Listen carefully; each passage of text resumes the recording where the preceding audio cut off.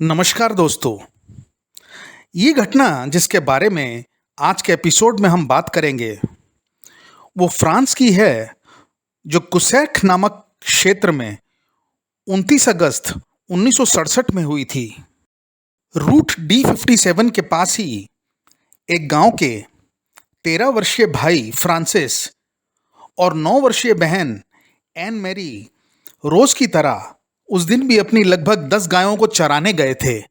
दोस्तों, अगर आपने हमारे चैनल को अभी तक सब्सक्राइब नहीं किया है तो इसे सब्सक्राइब ज़रूर करें और साथ ही लाइक, कमेंट और शेयर भी करें।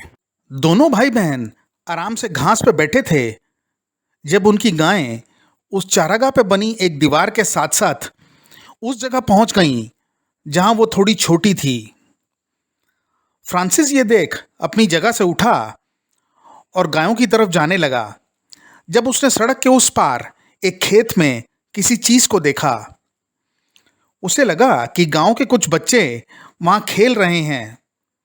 उसने एन मरी को आवाज लगाई और उसने भी कहा कि वो उन बच्चों को नहीं पहचानती। इसी बीच फ्रांसिस उस दीवार पर चढ़ा और तब उन दोनों ने एक अजीब सी गोल चमकदार चीज देखी। ये गोल चीज लगभग 15 मीटर व्यास की थी और काफी तेजी से चमक रही थी। और एन मरी के हिसाब से वो चीज 3 से 4 टांगों पे खड़ी हुई थी, जो जब वो ऊपर उड़ी तो वो अंदर चली गईं। उस गोल चीज से काफी प्रकाश निकल रहा था और उससे मधुमक्खी के छत्ते जैसी आवाज भी आ रही थी। दोनों भाई बहन उन बच्चों को पहचान नहीं पा रहे थे। वो कुल मिला के 4 आकृतियां थीं जो बिल्कुल काले रंग के कपड़े पहने हुई थीं। उनमें से एक झुक के जमीन में कुछ कर रहा था और दूसरे ने एक मिरर नुमा चीज पकड़ रखी थी जो सूरज की रोशनी को जमीन की तरफ रिफ्लेक्ट कर रहा था। इन चारों जीवों की ऊंचाई थोड़ी बहुत अलग थी, लेकिन सारे ही काफी छोटी हाइट के लग रहे थे। दोनों भाई बहन चुपचाप उन्हें देख रहे थे कि तभी फ्रांसिस चिल्लाया कि क्या तुम हमारे साथ खेलने के लिए आए हुए हो? उसकी आवाज सुनकर जैसे वो आकृतियां घबरा सी गईं और उनमें से एक अचानक ही हवा में उड़ी और सर के बल उस गोलाकार यान में घुस गई। इसके साथ ही वो यान भी ज्यादा चमकने लगा और उसकी आवाज भी तेज हो गई और वो धीरे धीरे ऊपर उठने लगा।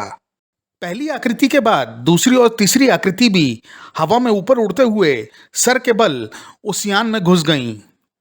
अब तक यान लगभग 100 फीट ऊपर उड़ चुका था और इसके बाद वो चौथी आकृति भी हवा में उड़ी और उसमें जा घुसी।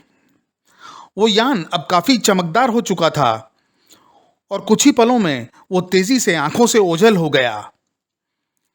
इसके बाद बच्चों को गंधक की तेज गंध आई, जैसा हमने कई यूएफओ एनकाउंटर्स में देखा है।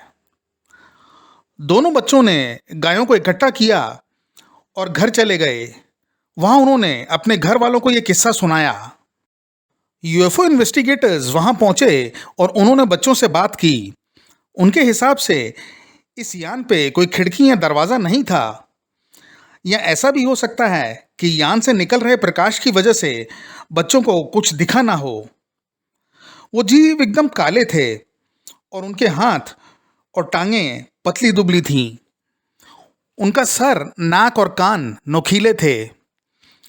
फ्रांसिस की आंखों से इस घटना के कुछ टाइम तक रोजाना पानी गिरता रहा।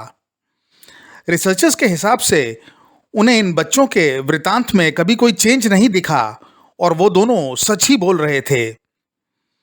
इन 4 छोटे शैतानों का किस्सा आने वाले काफी समय तक फ्रांस के यूएफओ इतिहास में एक अहम स्थान पर रहा। दोस्तों, आज के एपिसोड में बस इतना ही। अगले एपिसोड में एक नई घटना के साथ मिलेंगे। तब तक के लिए नमस्कार।